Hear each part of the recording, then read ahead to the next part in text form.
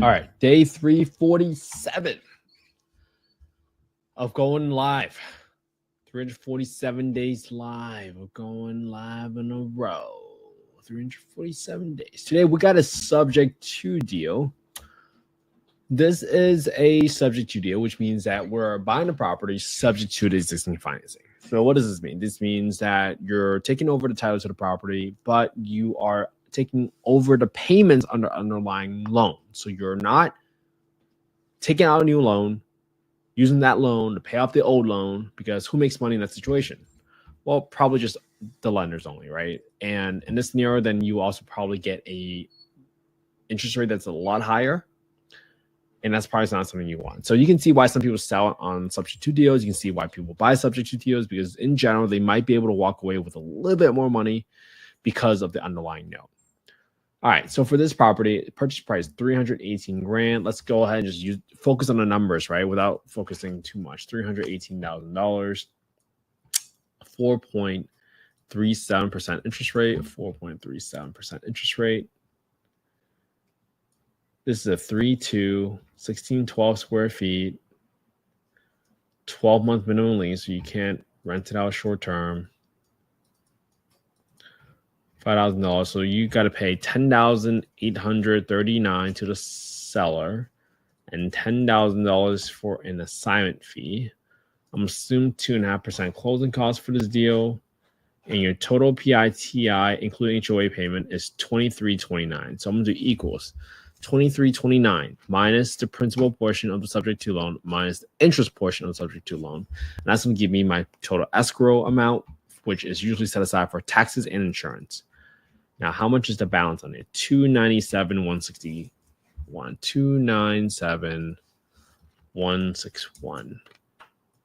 And that's a 6/30/2052. So I'm going to do 6/30/22 for the start date, just using and backing up 30 years from that. Okay, now that you got these products in place, let's go look at some of the photos. So this property looks relatively. So you're not going to have that much rehab on this property. Okay. Looks pretty good for the most part. Where is this? Where is this in Dallas? This is on the east side of Dallas. Okay. Good to know. All right. So now that I know where it is, I can now figure out what do we need to do with this property. So now I need to go get my FMR, HUD FMR, which stands for fair market rents. First thing I need to do is just figure out what is the county this property is, so I can figure out what my rent ceiling is.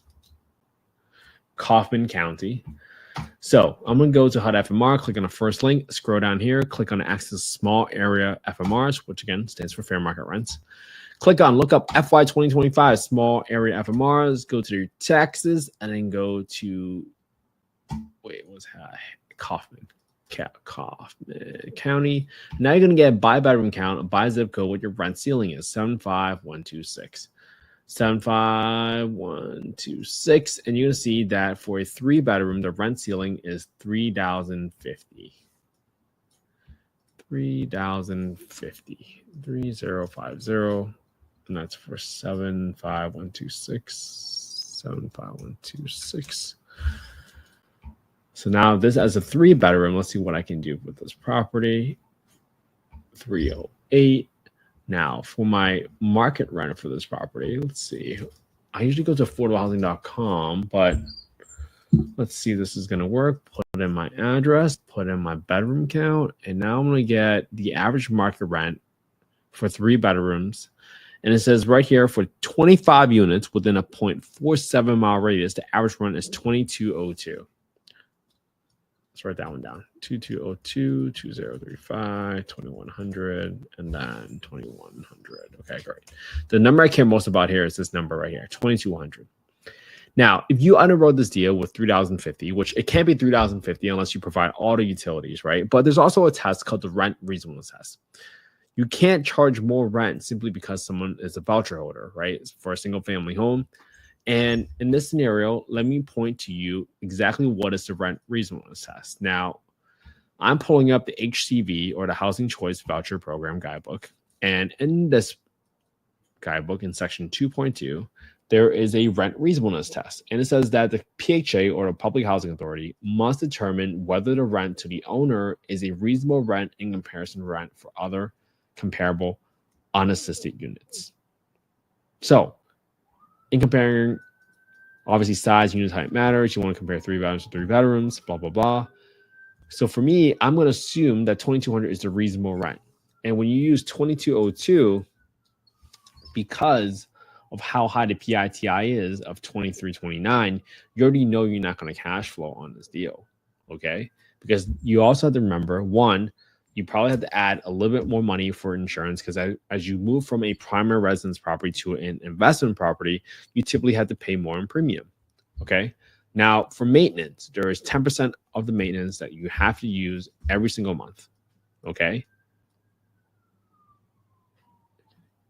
So just checking it out.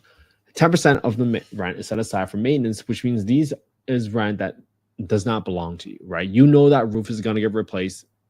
You know that water heater is going to get replaced at some point. You know the HVAC is going to get replaced at some point, right? I got a bill right now for a roof replacement for 15 grand, right? You might have thought that would last a little bit longer, but nope. When the time comes, the time comes. Just like your HVAC, I had to spend about $3,500 on just replacing the parts on an HVAC, on an air conditioner, because can't live without air conditioning in Phoenix, Arizona. So these are all the stuff that matters to you as a landlord. And you have to get it done right away usually, because it affects everybody's quality of life. So when you have 10% of the maintenance, and then you got 10% set aside for property management, and you got 5% for vacancy because someone always moves out. This deal, if you rent it out for $2,202 as a 3-bedroom, you're going to be 3-bedroom, $2,202. You're going to be negative $708 a month. And again, this is not investment advice. I'm not soliciting any investments in the call. I'm still showing you all the work that I do every single day. And in this deal, it's not a deal. Simple as that, right? So my hope is that you copy my homework today, right? I don't even need to figure out what the rehab is. $4,600 seems more than fair for a cosmetic rehab. But my hope is that you copy my homework, right? Go to my website. Go to affordablehousing.io. Put in your name, your email, your phone number. Get the deal analysis tool. Copy my homework. Put it on your own spreadsheet. Again, this is not investment advice.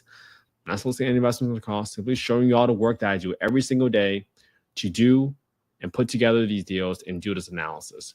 So you can copy my homework anytime. Okay? All right. I hope you all have an amazing Wednesday. I'll see you all again tomorrow with day 348. Have a good one, everybody.